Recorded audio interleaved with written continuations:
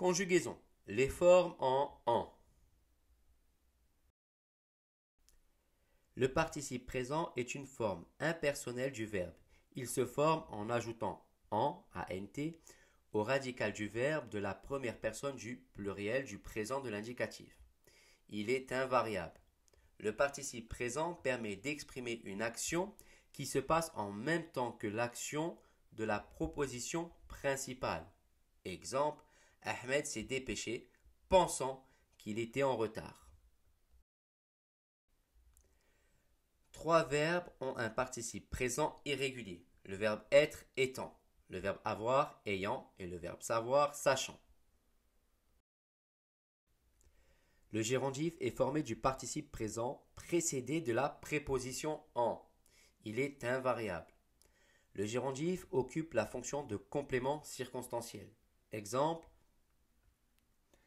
en réfléchissant, ici on a le gérondif, Nadia s'est rendu compte qu'elle avait raison. Et ici le gérondif occupe la fonction de complément circonstanciel de temps.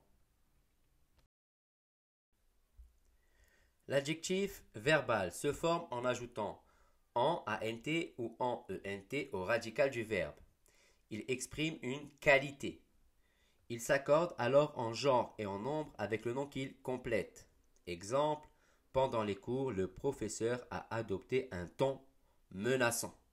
Et ici, il va être accordé avec le professeur. Donc là, il est singulier masculin. Même lorsqu'ils sont construits à partir du même verbe, le participe présent et l'adjectif verbal peuvent avoir une orthographe différente. Nous allons voir des exemples.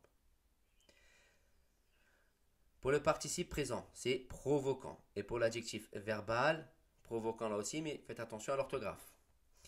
Précédent. Pour l'adjectif verbal, précédent, il s'écrit avec ENT à la fin.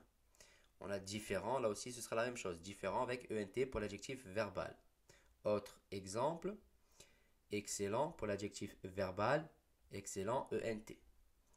Convaincant, là aussi faites attention, le QU va se transformer en C. Pareil pour fatigant, ici le U disparaît. Vous devez connaître tout cela par cœur.